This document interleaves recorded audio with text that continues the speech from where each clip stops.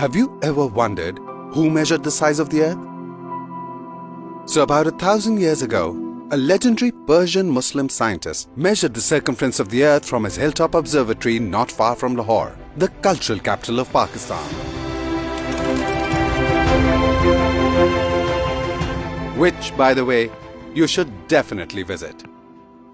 The man was Abu Rehan al-Biruni, and the place was Nandana Fort. How about we take a trip there right now?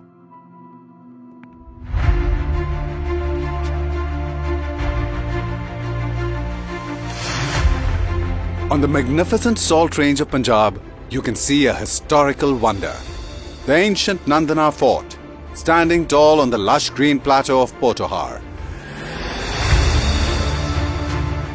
Nandana Fort is strategically located on a hilltop near the village of Baghanwala, in district Jhelum, which is on the eastern flank of the Salt Range.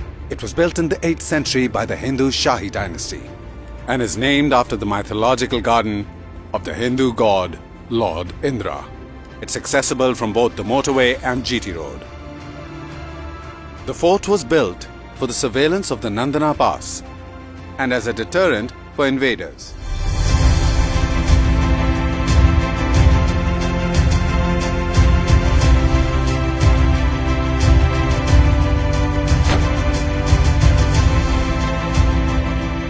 The Nandana Fort remained a stronghold of the Hindu Shahi dynasty until it was captured in 1013 by Mahmud of Ghazni. And with Mahmud came the legendary Muslim scientist Abu Rehan al-Biruni. What you're seeing from here was known as the Nandana Pass. The Nandana Pass itself was an ancient stone road that connected India with Afghanistan and Central Asia.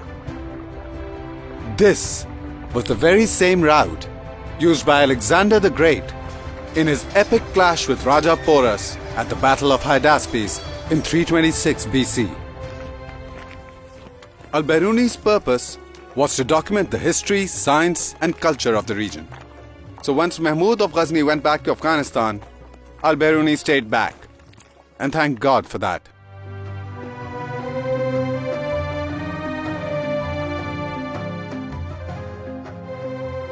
I am standing at the very spot where Abu Rehan al-Biruni had his observatory in the 11th century. This is where he quantified the radius and circumference of this little blue dot we call home. Abu Rehan al-Biruni, being a mathematical visionary, combined algebra and trigonometry to solve the epic problem of calculating the size of the earth. Having read al-Biruni's description, let me tell you how he estimated the size of the earth. Al-Biruni needed a mountaintop from where he could see the flat horizon, and Nandana Fort was ideal for that. But first, he needed to measure the height of the mountain. He did this by going to 2 points in the valley which were in a straight line with the mountaintop. Then he measured the distance between those 2 points. And finally, he measured the angles between those points and the mountaintop. To do this, he used a device called an astrolabe, which is basically a giant protractor with angles and degrees and a pointer to determine his line of sight. Now he had enough information to measure the height of the mountain using trigonometry and algebra. He needed only one more measurement to get the size of the earth. Angle of the line of sight of the horizon as it dips below the horizontal. Now here's the amazing part. Al-Biruni imagined the mountain as a large right-angled triangle, which has 3 corners: the mountaintop, the horizon, and the center of the earth. Using trigonometry, Al-Biruni figured out that the angle of the horizon and the height of the mountain were related to the radius of the earth, and algebra helped him calculate it. This was the formula that allowed Al-Biruni to calculate the circumference of the earth, which, by the way, is within 200 miles of the value that we know of it to be today, about 25,000 miles.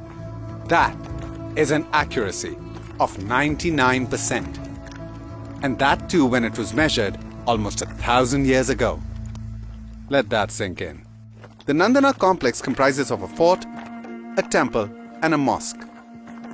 The temple is known as the Shiva temple, and it was built by Anandapala, son of the Shahi king Jayapala, somewhere early in the 9th century.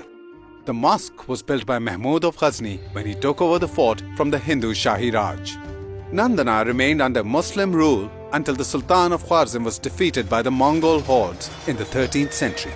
The furious Mongols, led by the ruthless Genghis Khan himself, used the Nandana Pass to chase the fleeing Sultan and capture the fort. I mean, what history this place has.